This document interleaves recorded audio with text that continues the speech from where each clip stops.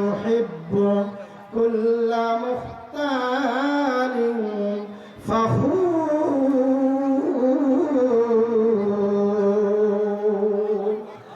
আল্লাহ রাব্বুল আলামিন বলেন, খবরদার খবরদার, তোমরা আমার জমিনের মধ্যে মুখ বাঁকা করে কথা বলো না।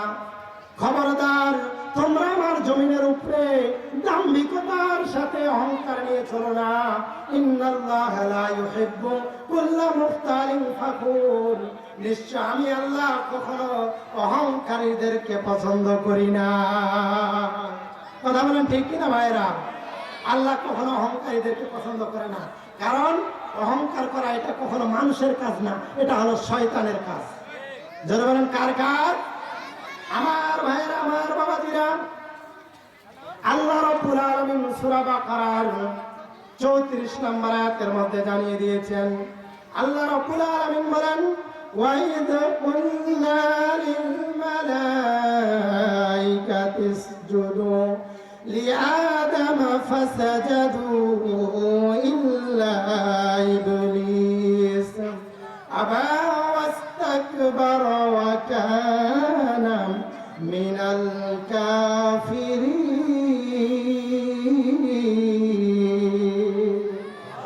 আল্লাহ রাব্বুল আলামিন বলেন, ওয়া কুল্লা ইয়া আদম ওয়া কুল্লা লিল মালাইকাতি ইসজুদু, আমি আল্লাহ যখন সমস্ত ফেরেশতাদেরকে নির্দেশ দিলাম তোমরা আমার আদমকে সিজদা করো, সমস্ত ফেরেশতারা আদমকে সিজদা করলো, কিন্তু ইল্লা ইবলিস, মিস্টার ইবলিস শয়তান সিজদা করলো না।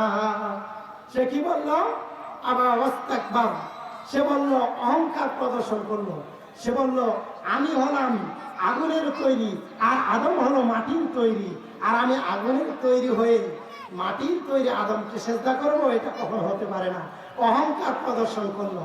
এজন্য আল্লাহ তাআলা বলেন, ওয়া কানা মিনাল কাফিরিন, আমি ইবলিসকে কাফেরে পরিণত করে দিলাম। বলেন না আউযুবিল্লাহ। আমার ভাইরা, আলোচনা কি খারাপ লাগতেছে? যারা বলেন খারাপ লাগতেছে, আলোচনা কি চলবে? কতক্ষণ? সারা রাত, যতক্ষণ সময় পাই ইনশাআল্লাহ কোরআন হাদিসের আলোকে কথা বলার চেষ্টা করবো। বলেন ইনশাআল্লাহ। আমার ভাইরা, তো ইবলিস শয়তান অহংকার করলো, তাহলে বোঝা গেল যে অহংকার করা এটা কখনো মানুষের কাজ না। এটা কার কাজ ভাইরা? শয়তানের কাজ। আপনারা নমরুদের ঘটনা শুনেছেন। নমরুদ এই পৃথিবীতে 400 বছর শাসন করেছিল। যারা বলেন কয় শত বছর? 400 বছর শাসন করেছিল। তো এই নমরুদের কাছে, এবং কি সেই নমরুদ নিজেকে খোদা বলে দাবি করছিল। নাউজুবিল্লাহ বলবেন না?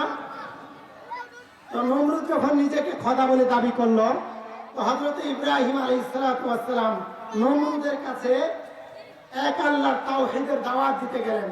সে নমরুদকে বললেন, নমরুদ, তুমি এক আল্লাহর উপরে ঈমান আনো, কালিমা পড়ে ইসলামের ছায়া তলে আসো। কিন্তু নমরুদ বলল, ইব্রাহিম, আমি আল্লাহ থাকতে, বলেন আউযুবিল্লাহ, আমি আল্লাহ থাকতে, এত বড় প্রভু থাকতে তুমি আবার কাকে প্রভু হিসাবে মানো? তো নমরুদ বলল যে আমাকে বাদ দিয়ে তুমি কাকে প্রভু হিসাবে মানো? তখন হযরত ইব্রাহিম বললেন, নমরুদ, আমি এমন স্রষ্টাকে আল্লাহ হিসাবে মানি, প্রভু হিসাবে মানি, যিনি কাউকে জন্মও দেননি, যিনি কারো কাছ থেকে জন্মও নেননি, যিনি চাইলে জীবিতকে মৃত্যু দান করতে পারেন, আবার মৃত মানুষকে চাইলে জীবন দান করতে পারেন। কথা বলেন ঠিক কিনা ভাইরা? তো এই কথা শোনার পরে নমরুদ তার কারাগার থেকে 2 জন আসামিকে বের করে নিয়ে আসলো। নিয়ে আসার পরে নমরুদ হযরত ইব্রাহিমের সামনে একজনকে ছুরিকাঘাত করে মেরে ফেললেন, আর একজনকে ছুরিকাঘাত করতে যাবেন, এমন সময় নমরুদ বললেন, যা, তোকে আমি মারলাম না, তোকে প্রাণ ভিক্ষা দিলাম। এরপরে নমরুদ ইব্রাহিমকে বললেন, ইব্রাহিম, দেখলা তো, আমিও মানুষকে জীবন দিতে পারি, আবার মৃত্যুর হাত থেকে বাঁচাইতে পারি। এই কথা বললো, তো আমাকে তোমার প্রভু মানতে সমস্যা কোথায়? তখন ইব্রাহিম আলাইহিস সালাতু ওয়াস সালাম ছিলেন বুদ্ধিমান লোক। সে বললেন, নমরুদ, আমার ভাইরা, আমার বন্ধুগণ, আল্লাহর পয়গম্বর হযরত ইব্রাহিম খলিলুল্লাহ ডাক দিয়ে বললেন, নমরুদ রে, আমি তোমাকে প্রভু মানব, তখন আমার আল্লাহ প্রতিদিন পূর্ব দিকে সূর্য উদয় করে পশ্চিম দিকে সূর্যকে ডুবাই। আর তুমি নমরুদ যদি পশ্চিম দিকে সূর্য উদয় করে পূর্ব দিকে সূর্য ডুবাইতে পারো, তাহলে আমি ইব্রাহিম তোমাকে খোদা হিসাবে মানব। এবার ইব্রাহিমের লাজবাব, এবার নমরুদের লাজবাব। নমরুদের আর কোনো জবাব নাই। নমরুদ তখন খেপে গেলেন। খেপে যাওয়ার পরে কি বললেন? তার চাকর বাকরদেরকে বললেন, খাদেমদেরকে বললেন, ইব্রাহিমকে বন্দি করো, জেলের মধ্যে বন্দি করো। আমার ভাইরা, ইব্রাহিম আলাইহিস সালামকে জেলের মধ্যে বন্দি করা হলো। এরপরে নমরুদ অনেক কাঠ খড়ি জ্বালাইলেন, বিশাল অগ্নিকুণ্ড সাজাইলেন। সাজানোর পরে হযরতে ইব্রাহিম আলাইহিস সালামকে বলছেন, তুই আমাকে আল্লাহ হিসাবে মান, আর না হলে তোকে আমি আগুনের মধ্যে নিক্ষেপ করব। হযরতে ইব্রাহিম আলাইহিস সালাম বললেন, নমরুদ, আমি জীবন দিব, রক্ত দিব, আগুনে ঝাঁপ দিতে রাজি, কিন্তু তোমাকে প্রভু হিসাবে মানতে রাজি না। কথা বলেন ঠিক না? তোমাকে প্রভু হিসাবে মানতে রাজি না। আমার বন্ধুগণ, আমার বাবাজিরা, নমরুদ হযরতে ইব্রাহিম আলাইহিস সালামকে আগুনের মধ্যে ফেলে দিলেন। আগুনের মধ্যে ফেলে দেওয়ার পরে আল্লাহ রাব্বুল আলামিন তাৎক্ষণিক আগুনকে নির্দেশ দিয়ে দিলেন, কুলনা ইয়া নারু কুনি বারদাও ওয়া সালামান আলা ইব্রাহিম।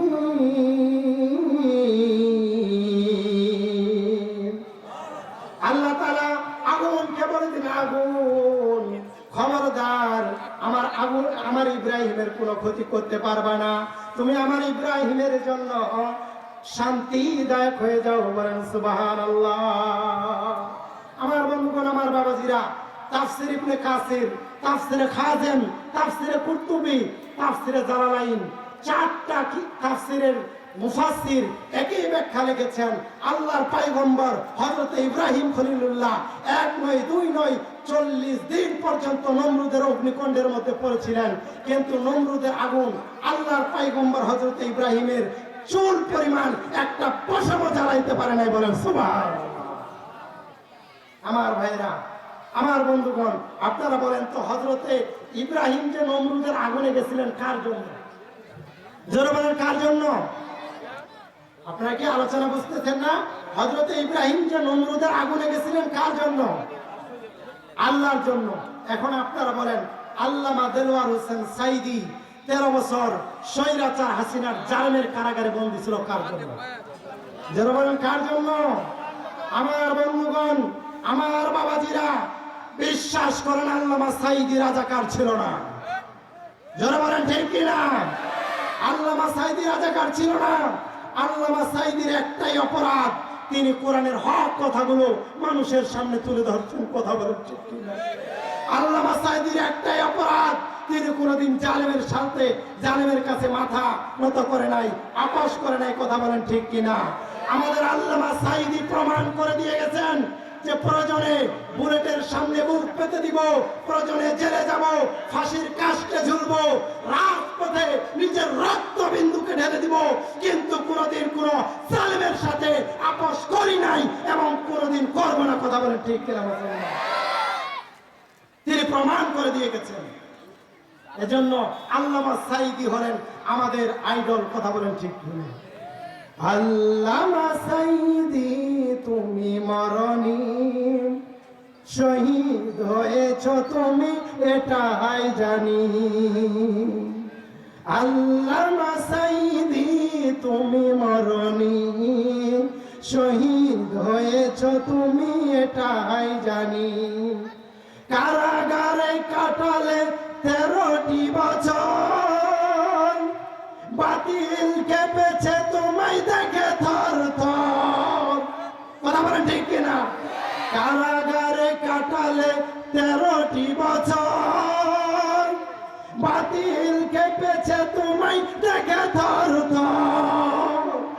তুমি যে ছিলে মোদের নয়নমণি, শহীদ হয়েছ তুমি এটাই জানি। শহীদ হয়েছ তুমি এটাই জানি। দেখা তো হবে না আর এই জীবনে, দেখা হবে জান্নাত ফুল বাগানে। কথা বলেন ঠিক কিনা ভাইরা? দেখা তো হবে না আর এই জীবনে, দেখা হবে জান্নাত ফুল বাগানে। এ আশা কবুল করো আল্লাহ তুমি, শহীদ হয়েছ তুমি এটাই জানি, শহীদ হয়েছ তুমি এটাই মানি। আল্লামা সাঈদী যে শহীদ, এতে কোনো সন্দেহ আছে? আমার ভাইরা যারা বলেন সন্দেহ আছে? আল্লামা সাঈদীকে হাসপাতালে নেওয়ার নামে নাটক সাজিয়ে ইনজেকশনের মাধ্যমে বিষ পুশ করে আল্লামা সাঈদীকে ষড়যন্ত্র করে হত্যা করা হয়েছে। কথা বলেন ঠিক কিনা? আমার ভাইরা, বাংলাদেশ জামাতে ইসলামীর কেন্দ্রীয় নেতৃবৃন্দুর একটাই অপরাধ, তারা এদেশে আল্লাহর জমিনে আল্লাহর দ্বীন কায়েমের কথা বলতো। কথা বলেন ঠিক কিনা? আল্লামা মাওলানা মতিউর রহমান নিজামী, কামরুল হাসান মুজাহিদ, এরপরে আলী হাসান মুজাহিদ, কামরুল ইসলাম, মীর কাসিম আলী, তাদের কোনো অপরাধ ছিল না। তাদের একটাই অপরাধ, তারা এদেশে আল্লাহর জমিনে আল্লাহর দ্বীন কায়েম করার জন্য আমরণ চেষ্টা করে গিয়েছে, এটাই তাদের অপরাধ। এজন্য জালেম স্বৈরাচার শাসক হাসিনা তাদেরকে অন্যায়ভাবে জেলের মধ্যে নিয়ে ফাঁসির কাস্টে অন্যায়ভাবে হত্যা করেছে। কথা বলেন ঠিক কিনা? আমরা বলতে চাই, যারা আল্লামা সাঈদীকে ষড়যন্ত্র করে হত্যা করেছে, যারা মতিউর রহমান নিজামী, আলী হাসান মুজাহিদ, মীর কাসিম আলী, কামরুজ্জামান, আমাদের অনুপ্রেরণার প্রতিগতদেরকে ফাঁসির কাস্টে অন্যায়ভাবে ফাঁসি দিয়েছে, তাদের বিচার বাংলার জমিনে করতে হবে। কথা বলেন ঠিক কিনা? এই ময়ের পক্ষে আমার মতের সাথে কারা কারা একমত, তুই হাত দেখতে চাই মুসলমান। নারায়ণ তাকবীর। আল্লাহ তাআলা আমাদের কবুল করুক, সকলে বলেন আমিন। এজন্য আমার ভাইরা, এবার মনে আছে তো নমরুদ ইব্রাহিম আলাইহিস সালামকে যখন আগুনে ফালাই দিলেন, আমার বন্ধুগণ, আমার ভাইরা, নমরুদ যখন ইব্রাহিম আলাইহিস সালামকে আগুনের মধ্যে ফেলে দিলেন, নমরুদের কন্যা শাহজাদি অনেক উপর থেকে আগুনকে ডাক দিয়ে বলে, আগুন রে, কি ব্যাপার? ভিতরে পড়ে থাকা মানুষটাকে কেন জ্বালাচ্ছিস না? নমরুদের কন্যা শাহজাদি আগুন হযরত ইব্রাহিম আলাইহিস সালামকে ডাক দিয়ে বলে, ও আল্লাহর বান্দা ইব্রাহিম, আগুনের মধ্যে পড়ে আছো কিন্তু জ্বলতেছে না, কি কারণটা কি? জ্বলতেছে না কেন, কারণটা কি? আল্লাহর পয়গম্বর হযরত ইব্রাহিম বললেন, কুল্লা ইয়া নারু কুনি বারদাও ওয়া সালামান আলা ইব্রাহিম। আল্লাহর পয়গম্বর হযরত ইব্রাহিম বললেন, ও নমরুদের কন্যা শাহজাদি রে, আমার আল্লাহ আগুনকে আমার জন্য বলে দিয়েছেন, ও আগুন তুমি আমার ইব্রাহিমের জন্য এয়ার কন্ডিশন হয়ে যাও। কথা বলেন ঠিক কিনা? আমার বন্ধুগণ, আমার বাবাজিরা, নমরুদ ডাক দিয়ে বলে, আগুন রে, এত কাঠ করে জ্বালাইলাম, তোর কি শক্তি কমলো নাকি? ভিতরে পড়ে থাকা মানুষটাকে কেন জ্বালাস না? আগুন ডাক দিয়ে বলে, সেদিন আল্লাহ তাফসীরের মধ্যে এসেছে, সেদিন আল্লাহ রাব্বুল আলামিন আগুনের জবানকে খুলে দিয়েছিলেন। সেদিন আগুন ডাক দিয়ে বলে, নমরুদ রে, আমার শক্তি কমছে না বাড়ছে? তুই আই। বলছে, তুই আই, তোরা দেখাই দেয় আমার শক্তি বাড়ছে না কমছে। আমার বন্ধুগণ, হযরত ইব্রাহিম 40 দিন পরে সুস্থ শরীর নিয়ে নমরুদের আগুন থেকে বের হয়ে আসলো যখন, এরপরে আল্লাহর খেলা শুরু হয়ে গেল। আল্লাহ বললেন, নমরুদ, আমি তোকে ফেরেশতা দিয়ে মারবো না। আল্লাহ বললেন, নমরুদ, আমি তোকে জিন দিয়ে মারবো না। নমরুদ, আমি তোকে আমার ইব্রাহিমকে দিয়ে মারবো না, আমি আল্লাহ তোকে এমন ভাবে মারতে চাই, সামান্য একটা ল্যাংড়া মশা দিয়ে মারে। তোর মতো স্বৈরা শাসককে ধ্বংস করে আমি দৃষ্টান্ত স্থাপন করতে চাই। তোর মতো নমরুদকে ধ্বংস করতে আমার কাছে কিছুই না। কথা বলে ঠিক কিনা আমার বন্ধুগণ, আমার বাবাজিরা? এরপরে খেলা শুরু। আল্লাহ তাআলা ল্যাংড়া মশাকে বললেন, মশা তাড়াতাড়ি যাও, নমরুদের নাকের মধ্যে দিয়ে তার মাথার মধ্যে ঢুকো।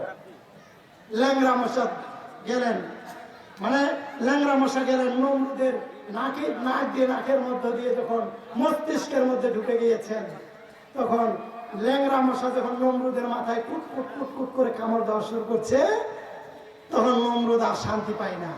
তখন নমরুদ বলছে, তোমরা কে কোথায় আছো? তার চাকর বাকরদেরকে বলছে, তার খাদেমদেরকে বলছে, তোমরা কে কোথায় আছো? আমার মাথার মধ্যে বাড়ি মারো। কি মারো? বাড়ি মারো। নমরুদ বলছে, বাড়ি মারো, যত বাড়ি মারো আমি শান্তি পাই।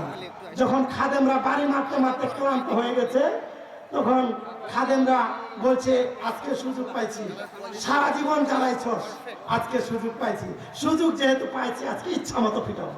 বলা বলেন ঠিক কিনা? তো আমরা এখন ব্যবহার করি প্লাস্টিকের স্যান্ডেল অথবা চামের স্যান্ডেল, তাই না? আগের যুগের মানুষেরা কিন্তু খড়ম ব্যবহার করত। কি ব্যবহার করত? খড়ম। তো এবার নমরুদ যখন এত মারে, নমরুদ শান্তি পায় না বলে আরো মারো।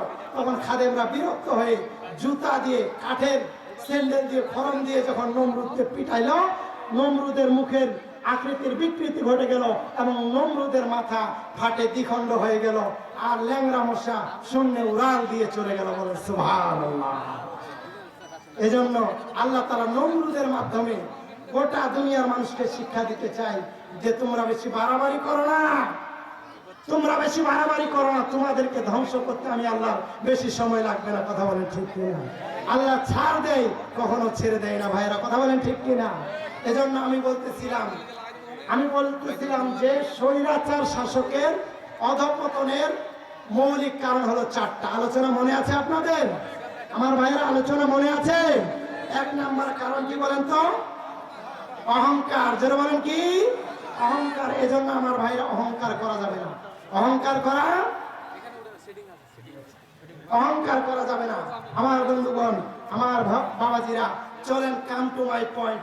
এখন আমরা জানবো স্বৈরাচার শাসকের অধঃপতনের দ্বিতীয় নাম্বার কারণ হলো জুলুম। যারা বলেন কি? জুলুম।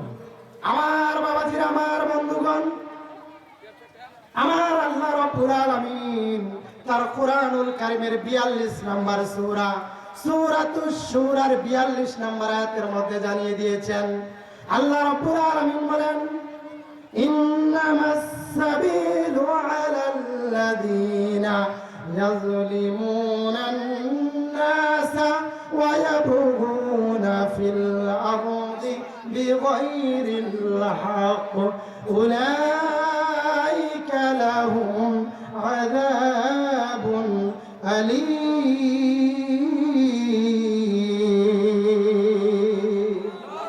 আল্লাহ রাব্বুল আলামিন বলেন, নিশ্চয় যারা মানুষের উপরে জুলুম করবে, আল্লাহ রাব্বুল আলামিন বলেন, নিশ্চয় যারা মানুষের উপরে জুলুম করবে, অন্যায় করবে, আমি আল্লাহ রাব্বুল আলামিন কিয়ামতের দিন মাজলুমদের পক্ষ নিয়ে জালেমদের বিরুদ্ধে মামলা দায়ের করে দিব।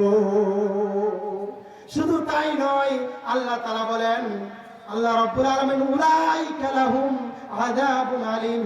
শুধু তাই না, আমি আল্লাহ রাব্বুল আলামিন আখিরাতের মধ্যে তাদেরকে কষ্টদায়ক শাস্তির আওতাভুক্ত করব। আমার ভাইরা, কার কথা? যারা বলেন কার কথা? আমার বন্ধুগণ, আমার ভাইরা, বাংলাদেশে তো জুলুম হয় না। বাংলাদেশে জুলুম হয়েছে? হ্যাঁ, ইব্রাহিম চাচা বলছে ফেরাউনের থেকে বেশি।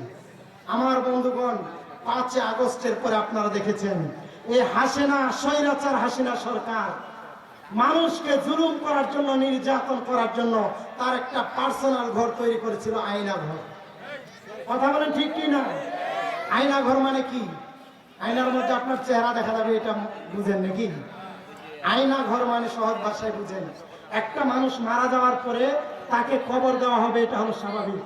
কিন্তু একটা জীবিত মানুষকে যদি কবর দেওয়া হয়, এটা সহজ না কঠিন?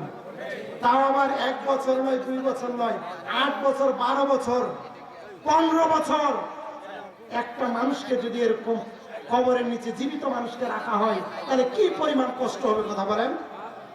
আপনারা দেখেছেন ব্রিগেডিয়ার আমান আজমি, সে আপনার আয়না ঘর থেকে বের হয়ে আসার পরে বলছে, সে জাতিকে একটা গামছা দেখিয়ে বলছে, এই যে আমার কাছে গামছাটা দেখছেন, এই গামছার পানি দিয়ে আমি 8 বছরে যে চোখের পানি মুছছি, এই পানিগুলো যদি একত্রিত করা হতো তাহলে একটা দিঘিয়ে পরিণত হয়ে যেত। কথা বলেন ঠিক কিনা? চিন্তা করে দেখেন, এই স্বৈরাচার হাসিনা আয়না ঘর নামক গোপন ঘর তৈরি করে কিভাবে মানুষদের উপরে জুলুম করেছে, অত্যাচার করেছে। কথা বলেন ঠিক কিনা?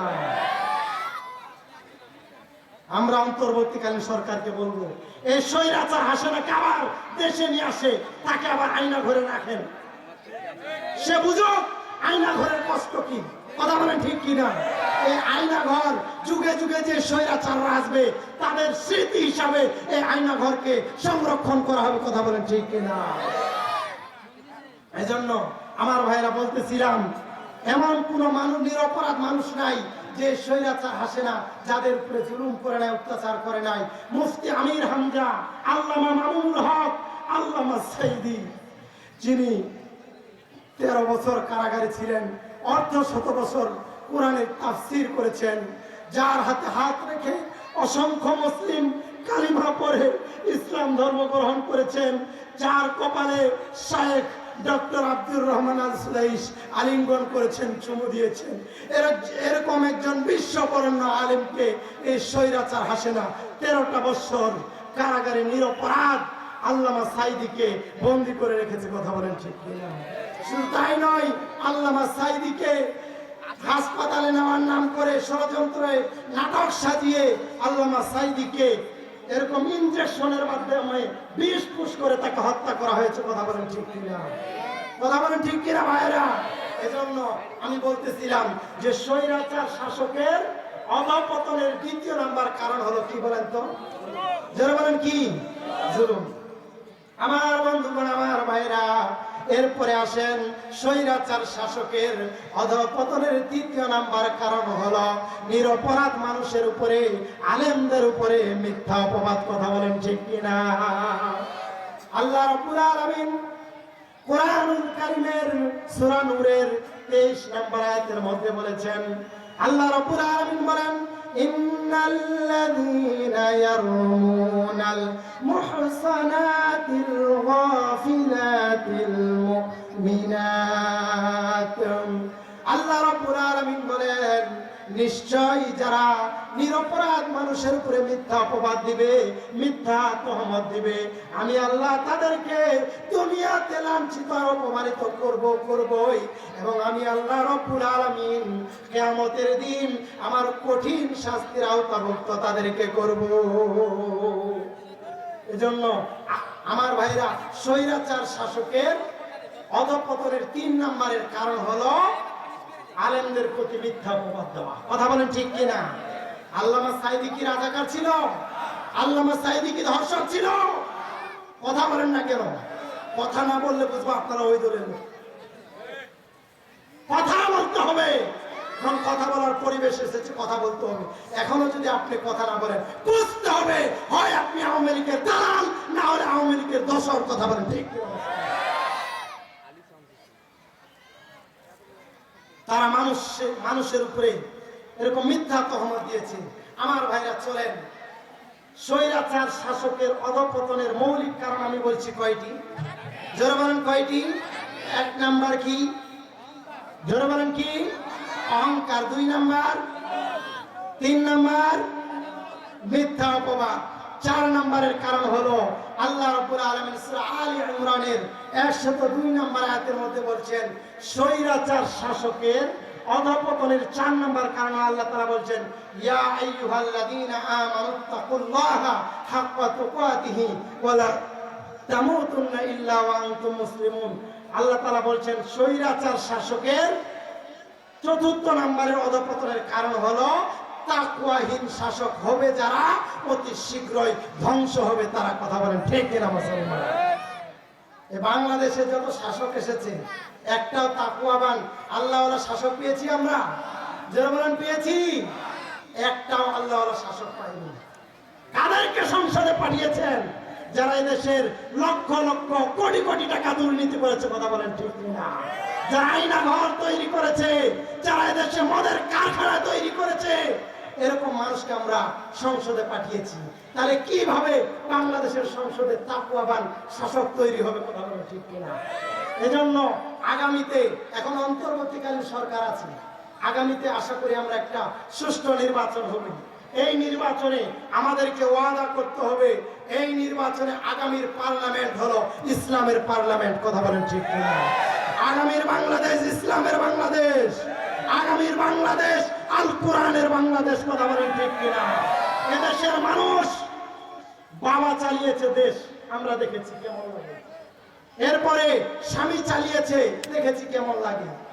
চাচা চালিয়েছে, দেখেছি কেমন লাগে। এরপরে আপা চালিয়েছে, দেখেছি কেমন লাগে। বুবু চালিয়েছে, দেখেছি কেমন লাগে।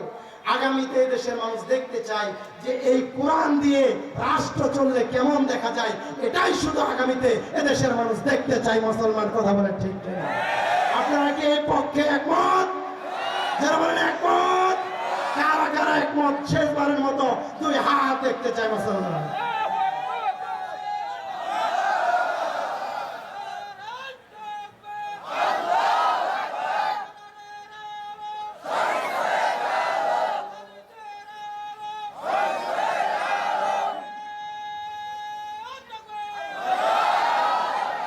কবুল করুক, সকলে বলেন আমিন। ভাই আমার সময় একদম শেষ, আমি 1-2 মিনিটে বলে বিদায় নিব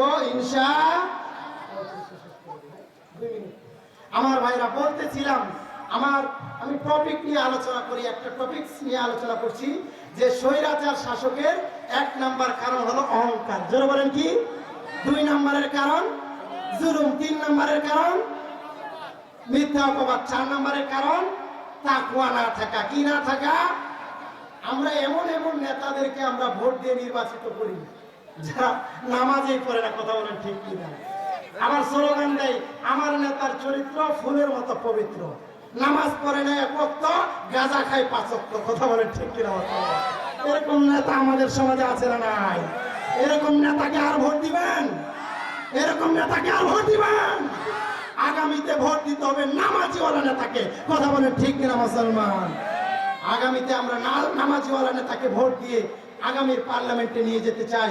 এজন্য আমার ভাইরা, আল্লাহ রসুল বললেন যে আমার সাহাবীরা, আমার স্ত্রীরা, আমি রাত্রে বেলা যা যা করি আর দিনের বেলা যা যা করি, তোমরা সব কিছু খুলে খুলে পৃথিবীর মানুষের কাছে বলে দাও। বলেন সুবহানাল্লাহ। এই কথা বর্তমান যারা পলিটিক্যাল লিডার, যারা রাজনীতি করে, পলিটিক্যাল লিডার এই কথা বলার মতো সাহস রাখে? তারা এই কথা বলতে পারবে যে আমি রাত্রে বেলা যা যা করি আর দিনের বেলা যা যা করি তোমরা সব কিছু খুলে খুলে পৃথিবীর মানুষের কাছে বলে দাও? এই কথা বলার সাহস আছে কার? কারো আছে? নাই। কারণ ওরা জানে আমাদের যে চরিত্র, তাদের চরিত্র হলো 2টা। একটা হলো জনগণকে দেখার জন্য, আর একটা হলো পার্সোনাল ক্যারেক্টার। কথা বলেন ঠিক কিনা? তারা জনগণের সামনে ব্যবহার করে একটা, আর রাতের অন্ধকারে তাদের রূপ হলো আরেকটা। কথা বলেন ঠিক কিনা মুসলমান? জনগণ জানে, ওই নেতাগুলো জানে যে আমরা যদি এভাবে বলি যে আমরা রাতের বেলা যা যা করি, দিনের বেলা যা যা করি, তোমরা সব কিছু খুলে খুলে পৃথিবীর মানুষের কাছে বলে দাও, তারা জানে জনগণ আমাদেরকে ফুলের মালা দেওয়ার পরিবর্তে আমাদের গলায় জুতার মালা দিবে। কথা বলেন ঠিক কিনা মুসলমান? এজন্য আমার ভাইরা, আল্লাহ রসুল ছিলেন একজন সফল রাষ্ট্রনায়ক। এজন্য আল্লাহ তাআলা বলছেন, ওয়ামা আতাকুমুর রাসূলু ফাখুযুহু ওয়ামা নাহাকুম আনহু ফান্তাহু। আল্লাহ তাআলা বলছেন যে আমার রাসূল তোমাদের জন্য যা নিয়ে এসেছে তা তোমরা ধরো, আর আমার রাসূল তোমাদেরকে যা থেকে নিষেধ করেছে তা তোমরা ছাড়ো। এজন্য রাসূলের আদর্শ আমাদের জীবনে বাস্তবায়ন করার দরকার আছে না নাই? যারা বলেন আছে না নাই? এই রাসূলের আদর্শ বাস্তবায়ন করতে হবে আমাদেরকে। বিশ্বাস করেন লেনিন, কার্ল মার্কস, মাও সেতুং, আব্রাহাম লিঙ্কনের মানব রচিত মতবাদ দিয়ে, আইন দিয়ে এদেশে কখনো শান্তি প্রতিষ্ঠা হতে পারে না। এদেশে যদি শান্তি প্রতিষ্ঠা করতে হয় তাহলে আল্লাহর জমিনে আল্লাহর কোরআনের রাজ কায়েম করতে হবে। কথা বলেন ঠিক কিনা মুসলমান? এজন্য আমাদেরকে মাঠে ময়দানে আগামীতে কাজ করতে হবে। রাজি আছেন মুসলমান? এই আশা ব্যক্ত করে আমি আমার আলোচনা এখানেই শেষ করছি। সকলের সুস্বাস্থ্য কামনা করছি। সবাই ভালো থাকবেন, সুস্থ থাকবেন, আমার জন্য দোয়া করবেন। ওয়া আখিরি দাওয়ানা আলহামদুলিল্লাহি রাব্বিল আলামিন। আসসালামু আলাইকুম ওয়া রাহমাতুল্লাহি ওয়া বারাকাতুহু। 1 মিনিট আমি বলবো। একজন মানুষ দোয়া চেয়েছেন, আপনার মাহবুব আলম টেন্ডাল। তো তিনি এই মাহফিলে সহযোগিতা করেছেন, তো অনেক সহযোগিতা করেছেন। আপনারা তার জন্য দোয়া করবেন। সে বলছে ভাই আপনি আমার জন্য একটু দোয়া করবেন, আগামীতে ইনশাআল্লাহ আমি বেশি বেশি করে